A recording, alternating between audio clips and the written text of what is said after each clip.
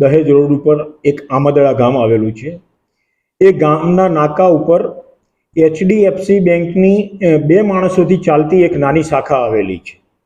હવે ગત રાત્રિના કોઈ સમયે એ બેંકની જે શાખા આવેલી છે, જે એક કોમર્શિયલ બિલ્ડિંગમાં એક દુકાનમાં ચાલે છે, એની બાજુમાં એક અવાવરૂ દુકાન આવેલી। એ અવાવરૂ દુકાનની દિવાલને કોચીને બાકોરું પાડીને આ બેંકની જે નાની શાખા આવેલી છે એમાં ઘૂસીને એમાં ચોરી કરવાનો પ્રયાસ કર્યા બાબતની ફરિયાદ ભરૂચ તાલુકા પોલીસ સ્ટેશનમાં આજે આવતા ભરૂચ તાલુકા પોલીસ સ્ટેશને આ બાબતમાં ઘરફોડ ચોરીની કોશિશ કરવા બાબતની ગુનો રજીસ્ટર કરીને તપાસ હાથ ધરેલી છે।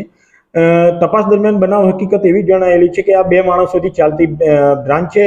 ગઈકાલે બ્રાન્ચનું કામ પૂરું કરીને એને એ 2 માણસો નીકળી ગયેલા અને મોડી રાત્રિના એટલે લગભગ 12:45 વાગ્યાના અરસામાં એક માણસ એની બાજુમાં જે અવાવરૂ દુકાન પડેલી છે એ અવાવરૂ દુકાનમાં પ્રવેશ કરી અને આ બેંકની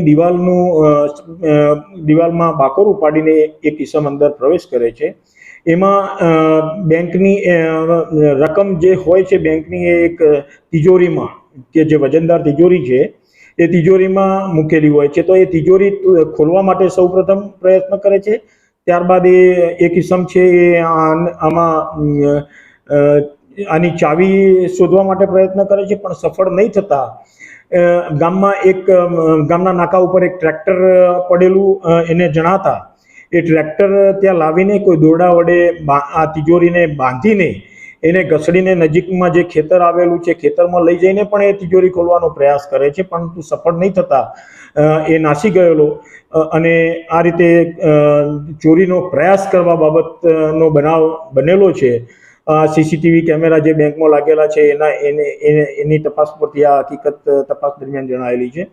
તો એ જે CCTV કેમેરામાં જે આરોપી જણાય છે એ આરોપીને શોધખોળ કરવા માટે એને ફોટોની મદદથી તેમજ ટેકનિકલ સર્વેલન્સની મદદથી એ આરોપીને શોધખોળ કરવા માટે ભરૂચ જિલ્લાના પોલીસ વડા શ્રી મયુર ચાવડા સાહેબના સીધા માર્ગદર્શન હેઠળ LCBની જુદી જુદી ટીમો, SOGની જુદી જુદી ટીમો તથા સ્થાનિક પોલીસ સ્ટેશનની જુદી જુદી ટીમો જુદી જુદી દિશામાં તપાસ કરવા લાગી ગયેલ છે અને આરોપીને શોધી કાઢવા પૂરતા પ્રયાસો હાથ ધરવામાં આવેલા છે।